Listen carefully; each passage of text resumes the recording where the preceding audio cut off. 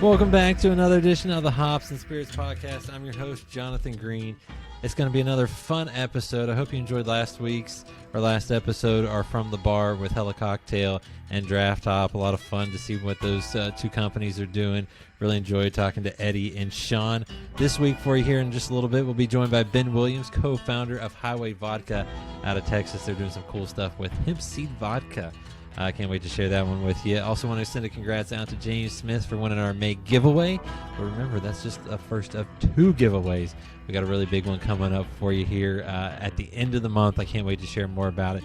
Stay tuned to all of our social media at Hop Spirits. You can find us on Instagram, Facebook, Twitter, and even TikTok. You don't want to miss any of that, where you get all the goodies. You get to know all of our giveaways. Follow us there for a lot of fun. Let's not waste any more time and get into our chat with Ben. Hope you enjoy. Joining us now on the Hops and Spirits podcast is Ben Williams, owner, co-founder of Highway Vodka out of Texas. Ben, thanks for hopping on and talking a different side of spirits for us this week. Yeah, no problem, man. Thanks for having me. I greatly appreciate it. Yeah, absolutely. Love to talk about this stuff. Absolutely. Now, before we get into all the fun questions, I always like to start things off with one tough question, which to some is tough, others it's just a nice, fun icebreaker. For you, I thought since the weather's getting a little nicer, we're getting closer to summer. Are you the type of guy that drives with the windows down during the summer, or are you blasting the AC? Depends on if I'm smoking. The truth comes out. Man, I'm more like in Houston. I mean, it gets oppressively hot. So I'm typically, windows down in the morning and evening, and during the day, AC blast. Yeah, I was gonna say I can't imagine 100-degree heat blaring through is really what you want to be. And humidity, and the heaviness of the humidity is ridiculous. So yeah, that's how. But any opportunity I have to drop the windows and get some fresh going, I'm all about it. I'm the same way. If I can, I have the windows down, but the last thing I want to do is have the windows down and start sweating, and then look really bad wherever I'm going. So. Yeah, and go into the store with that sweaty back, that shirt stuck to your back. That's the worst. So yeah, exactly.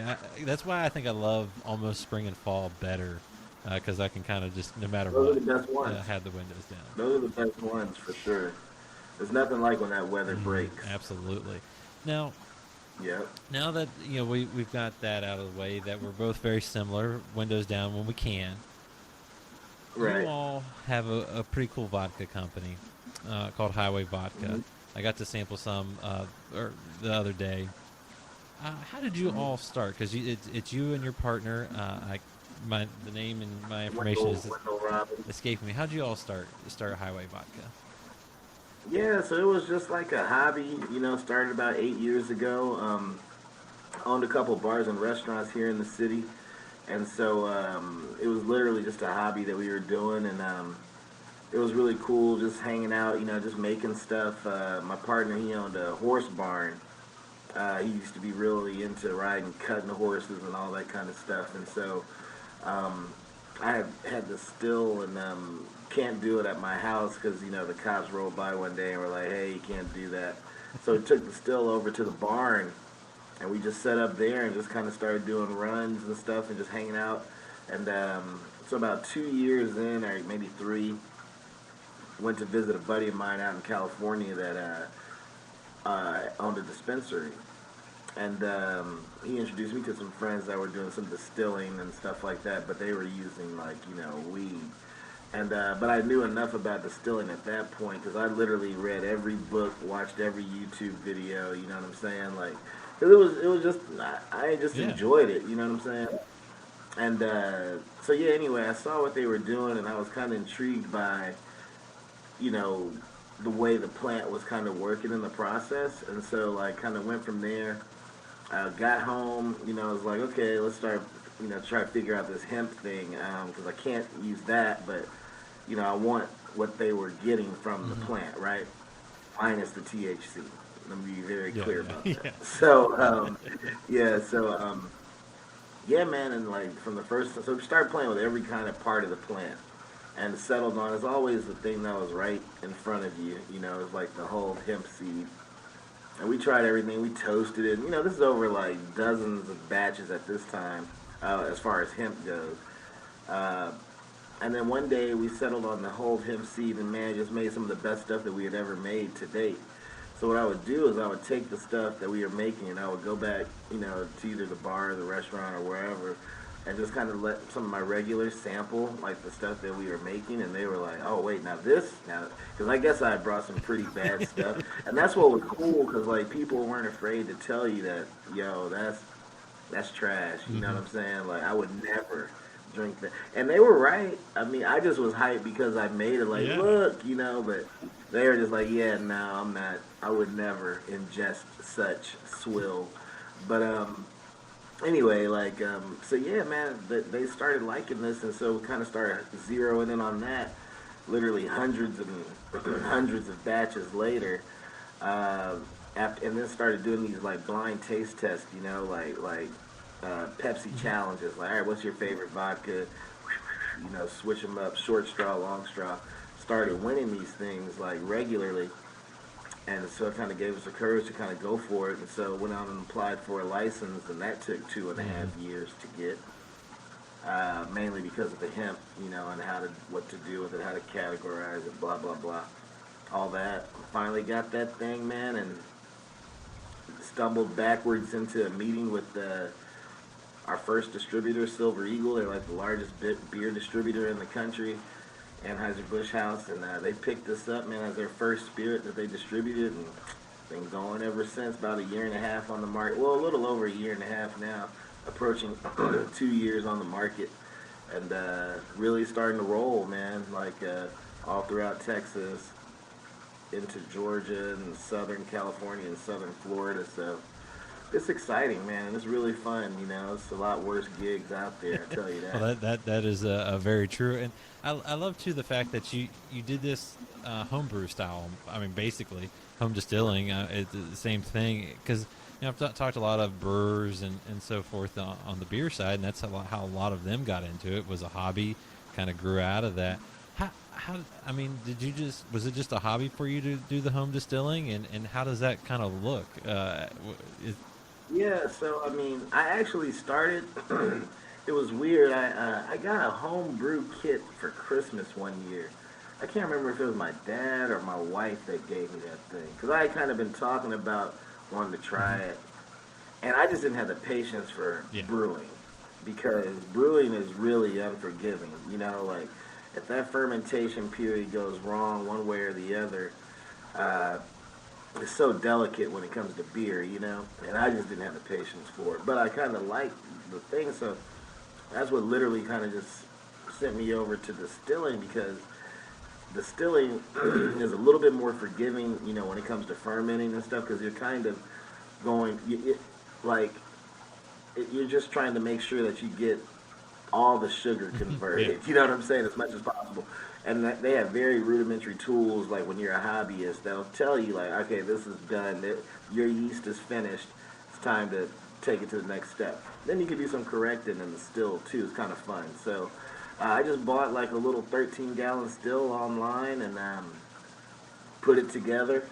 And man, like I said, just started following these books and YouTube videos, and just threw it in there, and used like a little Brita for my filter and stuff like that to polish up the spirit. And yeah, man, that was literally it. Just cobbling it together online, and oh, okay, so you need a filter of some sort, and then obviously you start playing with different, like, it becomes like that kind of hobby. Like, you know how guys like to go into Home Depot and they just like to buy just yep, random stuff.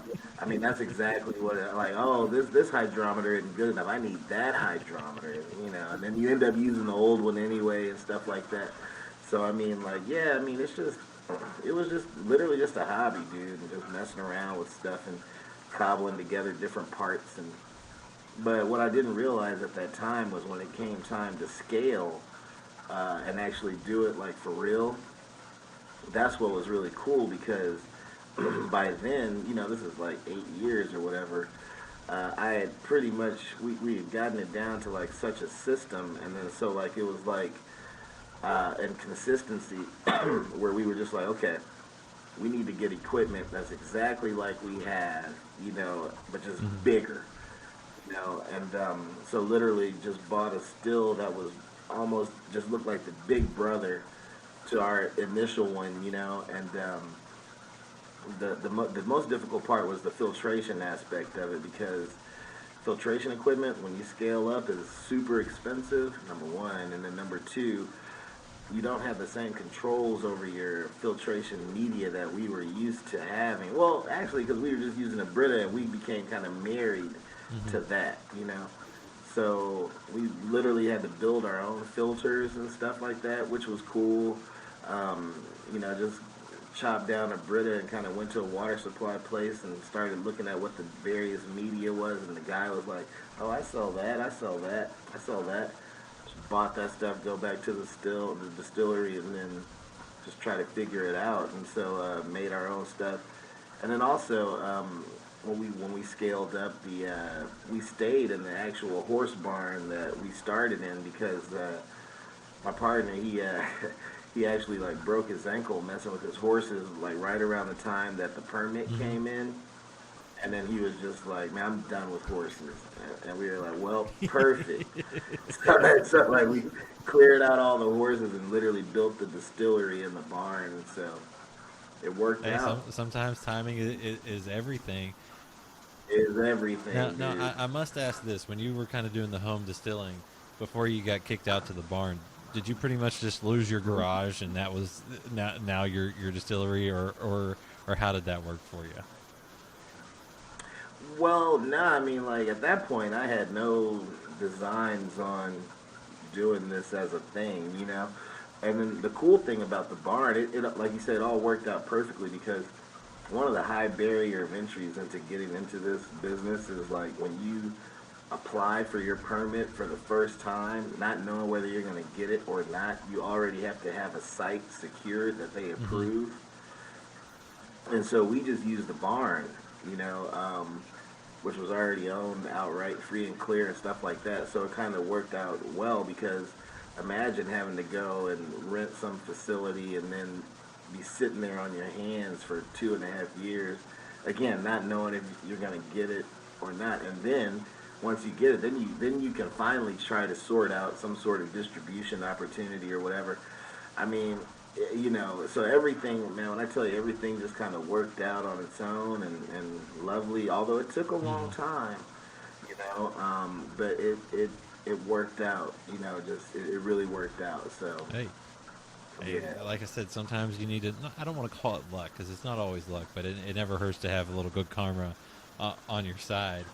Uh, yeah, and for real. and you talked about the hemp seed a little bit there at the beginning when you kind of were explaining what led you into launching Highway Vodka. What drew you to that hemp seed? Was it just those trips out to California and obviously not being able to have kind of THC stuff everywhere? Uh, but is that kind of what Yeah. drew you guys to the hemp seed vodka? Well, so what happened is like people always ask like why hemp, right? And it's not about flavor or taste or none of that kind of stuff. What it is about what it does for the Mm-hmm. process of making the spirit. That plant is active in just about every step of producing it. You know what I'm saying? So, you literally just start with the grain bill of hemp seed, corn, and water, cook it up, throw it in a fermenter. I mean, there's some Yeah. steps in there, but you know what I'm saying in general. Cook it up, throw it into a fermenter, pitch your yeast, and right there, that's when the hemp starts to come into play. So, like, right there is doing stuff like it's extending, it's acting as a nutrient for yeast. Because we couldn't figure out, like, man, as soon as we started going over to hemp, like, our yields got larger of alcohol per batch. And it's just like, why? And it's like, oh, it's a nutrient for yeast. You just research and you find out that the amino acids in hemp act as a nutrient for this particular yeast that we use, and so it eats longer, it lives longer, and it eats more, sugar and converts it to alcohol. So that's step one. Step two, the oils that form during the fermentation period, which actually make the fermenter look kind of nasty because it looks like olive oil slathered on top of oatmeal. You know what I'm saying? So we used to rack the liquid out from in between the oil and the grain, and we're still getting great stuff. But one day, just out of being lazy, we dumped all that oil and the grain and the liquid into the still, and that was another like aha moment that changed everything. Like now, this is the best stuff that we've ever made because that oil floats on top of the still, and the liquid on the still kind of like kind of like poopery functions. You know what I'm saying? So it becomes the first layer of filtration for the vapors as they begin to rise up through the distillation process, right? And so we experiment with everything from 4 times to 12 times distilled, and settled on 6 because we were able to maintain a viscosity difference, and then our collection method too. We only collect the hearts of the run. In distillation, there's 4 parts. There's the 4 shots, the heads, the hearts, and the tails. We were never into blending tails. You can drink tails, but it's not recommended. And but a lot of huge places they do that because they want every drop of consumable alcohol out of this batch. Business. But we were just doing it, however, so we only collected the hearts, which is the purest part, and which boil off in particular temperature ranges depending on your environment and your equipment and stuff like that. But so by doing that, we were able to like the plant then at that layer of filtration that we talked about, then the viscosity difference, which actually smooths out the spirit, takes that burn away. Also holds the flavors of the corn, the sweetness of the corn on your palate, so it gives it like a little sweeter taste. I don't know if you noticed that. And then when you tasted it and you kind of ring your glass, you see how it'll kind of hang. It gives it more of a body. That's the kind of stuff that takes that burn off of there. And then also, I didn't realize this until recently, that it's only 57 calories per serving. Unintentional, didn't know, it makes you wonder what's getting added in the spirits after the fact, because, golly, you know what I'm saying? Like, I don't know. Because that actually skews towards the products that are designed to be low calorie. And it's right behind, like, those, like Skinny Girl or Kettle One Botanical or whatever. Like, but it's really low on the low side, and so again, not by design of any sort, just by the pureness of the mash bill, just being very simple: hemp seed, corn, and water. That's it, and mainly just because of, I don't know if it's lazy or what, but not interested in trying to mess with it. You know what I mean? And do this and do that, and get every single drop you can drink out of the still and stuff like that, and just trying to make some stuff that we liked and our friends liked, and that was easy and fun, and but all that to say, that's basically why we use hemp, because it's what it does for the process more than anything. That's an amazing story, because you always get the after, when you're tasting it, you always wonder maybe what goes into it, and that's really cool to hear that, because it does make a difference. Because when I tasted it the other night, that initial taste kind of on your tongue is sweeter, and it's not like that instant burn that you think of with vodka. Yeah, and that's the oil. That's basically what that oil is doing in there. Yeah, it really blew my mind. Another thing I enjoy, you guys have a pretty straightforward name, Highway Vodka. How'd you come up with that? Man, I wish there was some fanciful story behind it, but like, it just sounded great, and that's kind of my thing. Like, I love naming stuff. Like, for the restaurants, I always come up with the names, and so like, yeah, it just fit. It's a great play off of the plant, and I do also think that it is kind of like if you want to really try to attribute something to it, it is kind of like a higher standard of product, because it's more of a pure product, and it's more of like, it speaks to, okay, so like, I read Smirnoff's book many years ago, The King of Vodka, right? Like I said, I've read everything, about vodka and spirits and all this stuff, and how to make it, whatever. And so in reading that book, one thing that they said that I found very interesting was how back in their day, you could tell who made which product. You know what I'm saying? Because you could say like, oh, Oh, that's such and such a stuff, by taste. You knew it, you could recognize it, and it wasn't until like even when we were applying for all the permit stuff, this odorless, tasteless thing, comes up, and that's not real. It has an odor, and it has a Hmm. taste. You know what I'm saying? So like, but why not be able to leave some character and nuance of the grains that go in to make the spirit and stuff like that, so that they can have its its thing. You know what I mean? Like it's not just meant to be buried in juice. You know what Yeah. I'm saying? Like, and I one thing I've come so during the whole like process of testing, like I was telling you, those blind taste tests over the years, I used to kind of key in sometimes on the women's response because everybody wanted to taste it neat and room temperature, and hardly nobody drinks Yeah. vodka that way, right?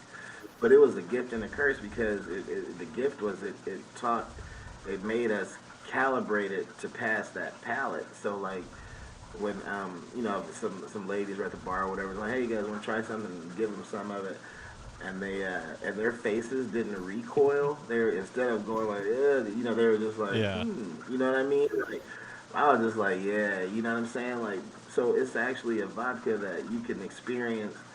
You can drink it neat. You could drink it with just an ice cube. You know what I'm saying? Like, the cocktail bars, like the real hardcore, that you might go in there and they don't have any vodka because vodka's trash. They'll carry Highway because they'll say, hey, now this has legs. This has something we can build on. This is not just Yeah. alcohol. And that's kind of what we like to kind of champion a little bit, I guess, is that whole thing. Is like, no, vodka can live. It can have character and all Well, of that. and just that taste test I had, I did it pretty much neat, like you would a bourbon or anything, or you could call it taking a mini shot or whatever. Yeah, yeah, But right. it was something that didn't make the hair on my arm stand up or anything like that. And like I said, it actually had that little Exactly. sweetness to it, which really kind of shocked me and blew me away. And just goes back to that process that y'all do. Now, another thing that I found really interesting with you all is that you all are part of the Nearest and Jack Advancement Initiative, which, for those that don't know, it's a collaboration between Jack Daniels and the Nearest Green Distillery that helps promote diversity and advance African American leadership in the spirits industry. What that has to be pretty cool, and I'm sure that's kind of been something that's been unique for you all.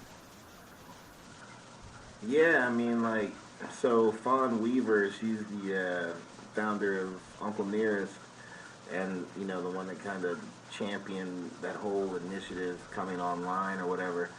Um, Known her for a lot of years, and because she actually came through Houston to one of the sites, and so we just kind of met, like that, and at the time I was still a hobbyist, but I was Yeah. thinking, about, and it was kind of cool. I was like, oh, she's coming. I want to meet her, so I made sure I was at the restaurant that day. And anyway, so long story short, but yeah, no, she's great and great mentor in the space, and started this thing, and basically, man, what they do is they just turn you on. They just accelerate your knowledge base so you're not so much trial and error in it, you know what I'm saying? Like so much, like, they just lay out resources. Hey, have you heard of this? Like maybe you could use this, da da da da, and it's just boom, boom, boom, and I mean it just made a huge difference. Like, a simple one just off the top of my head is like Reserve Bar, right? So immediately, the first thing they did was hook us up with Reserve Bar, made it very easy, the onboarding process, blah, blah, blah. And just like that, our spirit was available in 30, 40 states, something like that, via online, via their platform, and which was huge Hmm. for us. They introduced us to another company called Park Street that was a part of doing the Reserve Bar thing, which kind of ease the process of entering into permitting and all that stuff in various states to even be able to do the reserve bar thing. So right there, that they taught me a new way of gaining access into states, um, where I had no idea where to start. I wasn't even thinking about that because I just like whatever. This too Yeah. much. It's just like, and Texas is huge, so I got plenty of work to do here, but um, that was great because boom, just like that, I was like, oh, okay, did that. Then I got an opportunity with, uh, with the infrastructure, those pieces that they kind of provided, came an opportunity to actually pick up another Anheuser-Busch distributor for the state of Georgia and roll out with them for that that state. So huge stuff, man. You know what I'm saying? Like for me personally, and more than that, just having a peer in the space to talk to, which I never had uh, before. You know what I'm saying? Like never had anybody in this business to talk to. You know what I'm saying? And just kind of kick things around and stuff like that, which is huge in any business. You want to have somebody to bounce stuff off of because, man, I mean, I listen to every podcast, about the business and stuff like that, and I just that was how I learned. You know what I'm saying? I just listened to what, but I could never talk to any of them and ask them questions. So we would just have to go out there and try it, and either run into a wall or run through a wall. Yeah, So, let's say yeah, run through a wall more likely with. yeah, you know what I'm saying.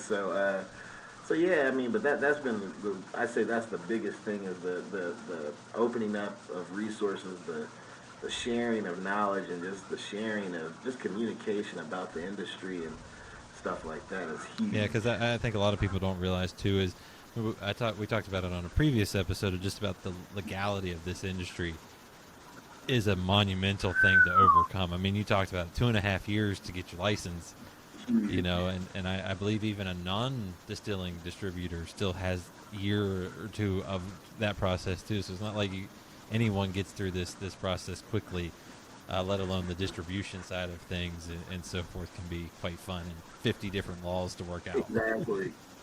And then, I mean, dude, like things like each state is different, right? So I go to Georgia, I'm all excited, yay. Then I get there and come to find out, like, because fortunately, Total Wine is like a big partner of ours in Texas, right? We do very well in those stores, and so I'm gearing my whole brain up around like this Total Wine is like how you soft land into a market, get that going, and then you kind of go from there. And so, and they have a lot of them in Georgia or whatever. But then you kind of find out that only two Total Wines, only two stores, like if you have a chain of stores, only two of them can carry spirits. So it's not like you land an account like Total Wine. Right there you got 8 stores. No, sir, you have 2 stores. And then you got to go to, so you got to fight that onboarding battle 2 stores by 2 stores by 2 stores instead of just landing some kind of big behemoth chain. You know what I'm saying? And so like little stuff like that, that's those things you just be like, just like, man. But every state is different, Absolutely. I think that's been one of the more fascinating things for me to learn. I mean, you kind of know it, but it's always just so interesting how things work. And some states allow reciprocity, some don't. It's always very interesting what can work in one state and what doesn't. I also wanted to get your thoughts because you are the first fully black-owned distillery in Texas. What does that mean to you all? Because I'm sure that's pretty special.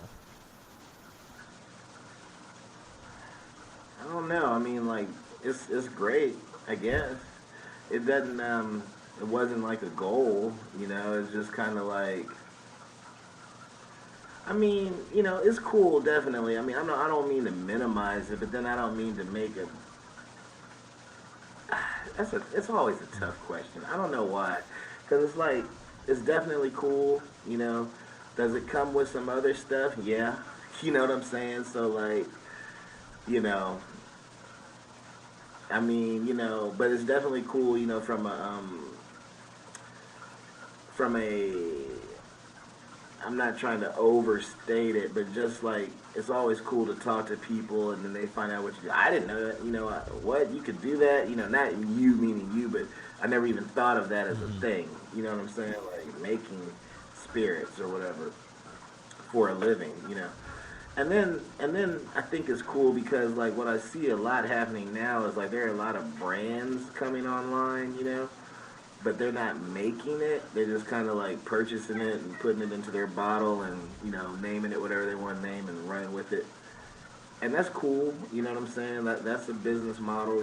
But to be like one of the only people that are like really really making it, from grain to glass, I'd say that's kind of what I'm mostly proud of, is like being a real grain to glass operation and not a white labeler. You know Yeah. what I mean? So, um, but yeah, I mean it's definitely cool and it's great. Like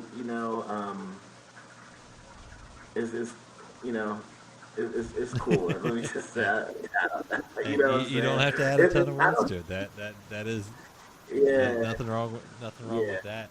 I know reading about Highway Vodka too. Charity plays a big role in what you guys do, because you all have a nonprofit that's named after, I believe, one of the restaurants you also are part of. Can you explain the role that charity plays and what you're able to do with that? Yeah, so basically, and for the record, I had to legally be separated from the restaurants because you can't have two licenses in the spirits industry in Texas. So my brother, who is my partner there, continues to run that operation, and I do the distillery, just in Oh case you yeah, never know who's listening. absolutely. That legal um, thing again. That so legal just so thing. that, yeah, just so that's clear.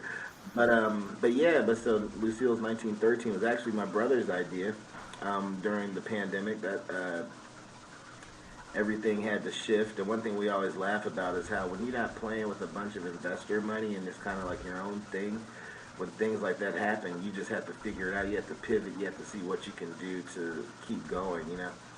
And so my brother, great at that, did some great masterful pivoting moves as far as operations over there and stuff like that. And next thing you know, we started giving meals out to first responders on the night shift because everybody was showing up during the day, like when the cameras and stuff were there, but nobody was going to the Yeah. night shift.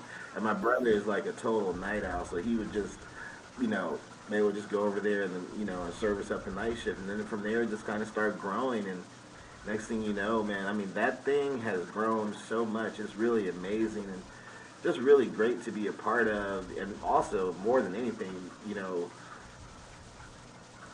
to come out of that pandemic in a position not struggling to survive, but in a position to help was, it's probably like really the greatest accomplishment of the year because for us, because not only did we do okay, but we helped so many people. Like, so they've to this day like well over 200,000 meals. I mean, because like now servicing like elderly communities, stuff like that.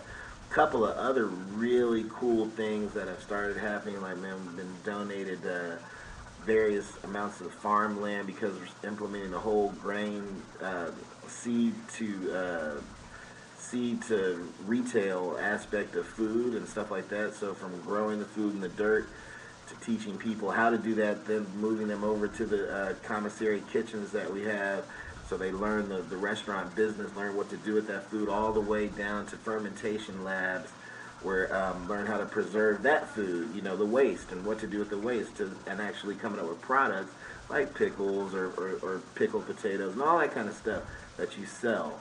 So I mean, it's a whole ecosystem of empowering people on just to learn about food from the start to the finish, and also training them to be employable in the industry and stuff like that. So that's a great thing, and that's why sometimes we call Highway the true spirit of Houston, because we like to give a dollar from every bottle, back to the 1913 initiative, to continue what's going on there. And yeah, man, I mean, it's just it's a great thing. And there's actually a program coming on right now. I don't know if I could talk. Yeah, I think so. Like, well, maybe not. But the cool thing is, what it's helping is helping with youth that have been in Hmm. trouble, helping them to come out and get trained and get employed, so that they don't go back. You know what I'm saying? They could come out and they could be productive members of society and stuff like that. And really excited about that because that has the potential of turning out turning into basically like a whole staffing agency for the restaurant industry. So really helping a lot of people. You know what I'm saying? That So that is what I love about this world, the bourbon beer. How much y'all get back to the community, and how it's such an important role that the community plays in what you guys yeah, do, and that's just awesome to hear. Because I think if there's nothing better is than to see what you all are able to do with that, whether it's feeding folks, teaching them skills, useful skills, lifelong skills, and then maybe even doing a little hmm bit more down the road. I like that little tease, little tease there. right, That's an right. amazing thing to see. Now, on the spirit side, you guys have gotten some accomplishments lately, some awards. I believe you guys were awarded gold medal out at the Denver uh, International Spirits Competition for Highway Vodka. That had, I mean, Yeah, you always want to do good. and Las Vegas.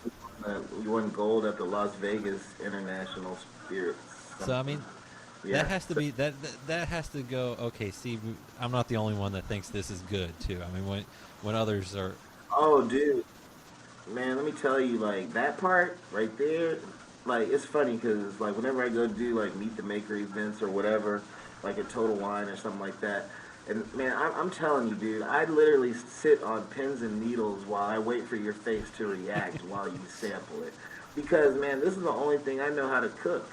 Period. So it's literally like I just gave you a plate of food, and now you're about to eat it right in front of me, and I'm watching like every crack in your face to see what you think about what I made. And so like so it is kind of personal like that, and it is very cool to get those kind of awards. And but the coolest thing is like in those interactions like that where somebody's never had it before and they're about to get that neat room temperature taste, and to win that one, that's huge.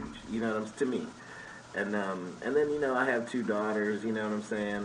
Who've been helping all along. And my partner's daughter actually, she now is she now is like our lead distiller because she's been there from the beginning too. So which is really cool. So she's out there doing the stuff every day. And my daughters are younger, 18 and 16, and so like they used to be a part of when I was doing it on the kitchen counter and stuff. And so now to take them, like we're in a restaurant somewhere, even like out of the city, we're in a restaurant somewhere and you see Highway on the bar. I'm like, see that? You can do whatever, you know what I'm saying? Who'd have thunk it? Or dragging them into a liquor store just to show them, like, look, you know what I'm saying? Look, remember this? Now, look, it's here now. That's really cool. I must say that. To see something that was in your head, come out there and be tangible and, and people enjoying it and stuff, super cool. I was gonna say, it's also got to be cool to have family. Your business partner, who I'm sure is basically like family now too. I mean, Yeah. Well, yeah, I've known it my so I whole mean that has life, to so be cool yeah. to be able to experience that with with that large family. I mean, just to see that success, that has to be pretty cool too. It's a gift and a curse. It's a gift and a curse because, man, it can mess up Thanksgiving some years. Yeah, it's You know always what a I'm saying? business meeting, no matter where you are. It's always, dude. Like, it's always. And, like, we just went on a little thing and, yeah, man, I mean, you spend so much time talking. That's what it's our hobby. You know what I'm saying? So it's cool, but, like, you know, it can get when they're not seeing eye to eye, and there's money involved and stuff True. like that, it can get weird. But fortunately, and you have to be really careful of who you select. But my brother, and then Wendell, who's like my brother. And you know how you have those kind of brothers that you might fight with a lot, but fortunately, these two brothers are the kind that you don't really fight with. You can always work it out, and it's cool as long as we talk about it. It must be talked about, or don't allow it Yeah. to simmer.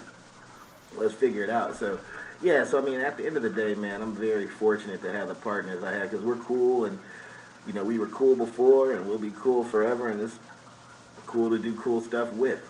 Yeah. Like this weekend, we're going to Jeep Weekend, and I was just talking to Wendell yesterday. Like we have this big 1993 Ford Bronco. It's all lifted up and all that kind of stuff. It's kind of crazy, and we're just gonna drive that thing down the beach and throw out swag, and just kind of hang out. And that's our way of hanging out. Yeah, let's drive down there and just kind of hang out, and we'll drive the Bronco. It's all branded out and wrapped and stuff like that. So that's going to be a good time. You know what I'm saying? And I'd rather share it with him than it's cool. Absolutely, absolutely. I love that. And if Yeah. and if folks, if you haven't followed them on Instagram, you can see the Bronco. It looks pretty. It looks Oh pretty yeah. cool. Now, before I Yeah. let you go, I got a couple other little questions. One, where can folks find Highway Vodka? So pretty much Texas, Georgia, southern, areas of Florida, California, like Total Wine, stuff like that. Your large chains, in Texas, Specs, all that kind of stuff. But the easiest place for out-of-state folks is just to go to reservebar.com and just order it right there. And we're continually growing every day and trying to figure out what state is next. But probably within the next 2 years, we're just gonna roll hard into everywhere. But got to figure everything out first, how to just hold on to the beast. But yeah, I mean that's the easiest way if you're not in like Texas or Georgia or Southern California or Southern Florida is probably just reservebar.com. And folks, And I'd love you guys to try it and let me know if I need to get a day job. no, I don't think so, because like I said, that was a really cool. The sample I had was really cool. Like I said, totally different than anything Cool. any other vodkas I've tried. Now my last Yeah. question for you all, or for you, is what's next for Highway Vodka? So the cool thing is we have if you ever come down to Houston, probably in 2022, definitely 2022, you can come visit our tasting room, our event center. We bought about 8 acres right behind our current setup, and it's beautiful, man. It's only literally like 11 minutes outside of downtown, so it's like, but it feels like you're in the country because it's all covered in trees and a creek and all that kind of stuff. Big, beautiful. It's going to be really cool. So that the event center, the event center that's coming online, and then also whiskey. Yeah, so we have the whiskey in the barrels getting ready to come out. Now, obviously, it's going to be a pretty limited allocation. It can't go to everywhere. It's probably going to be exclusive to Texas, and maybe a little bit goes to Reserve Bar for this first round. But yeah, man, it's coming out the barrel, and we're really excited about that. And just got in the mock-ups for the labels and stuff yesterday, and yeah, I'm excited. And that's probably going to come out towards the holidays. Well, that'll be something for sure to check out. Now, is that another grain to glass for y'all? Is that something that y'all have been making and just kind of stockpiling as you go along? Yeah, so like what we did was we actually started with like those itty bitty little barrels that you could just buy anywhere. Again, everything has to start on the hobby side, so you got to learn how to. And then and those little barrels, what they do is they accelerate the aging process, right? So that's kind of what we did. Like when we kind of started figuring that out, and we would just literally start scaling up the barrels, right? This is from the very beginning, just scaling the barrel, to where we kind of settled on like a 25-gallon barrel, so that we don't have to. Plus it's so hot down here. They're in a non-temperature controlled, what do you call the thing? Shipping containers, And so they're sitting out there, so, in 25-gallon barrels, they don't have to sit as long to get the 2 years equivalent, as a 53-gallon, Everything is relative to the size of the barrel, So by doing that, we were able to really, stay in our grain to glass lane and stuff like that, and which is very important, to us, because I don't know, it just is just something about just really, just making it. But yeah, so yeah, that'll be probably for the holidays. That is awesome, and I know talking to some other Texas folks. That they say 2 years in Texas could be 4 years everywhere else because it's hot all year all year round. Man, I'm telling you, those things are sweating. So yeah, no, I can't wait to see what you guys come up with there, and maybe we'll get you back on to talk a little whiskey too. So I appreciate it, Ben. Yeah, for sure. Yeah, I'd love to see what you think Absolutely. about it, man. I really enjoyed chatting with Ben. The hemp seed vodka, man, that just kind of blew me away. So much sweeter on that initial taste and what you're expecting. Like I said, I can't wait to see what they're doing with whiskey down there, because those guys have a pretty neat approach to everything. And can't wait to see that. Also, can't wait to give you guys some details on our next giveaway. Stay tuned for that. Make sure you follow us on all of our social media pages at Hop Spirits, all one word: Instagram, Facebook, Twitter, and TikTok. And remember, every Monday night we do our new pours of our Give It a Try highlights. That drops on our YouTube, Instagram, Facebook, and TikTok pages. And also, if you can, let us know how we're doing. Give us a 5-star review on your favorite podcast player. We really appreciate it, and we really appreciate our friends of the podcast. One Sip Beer Review, you can find them at One Sip Beer Review on Instagram, and Dad's on the Deck podcast. They're just a blast. You need to check them out as well. Until next time, guys, cheers.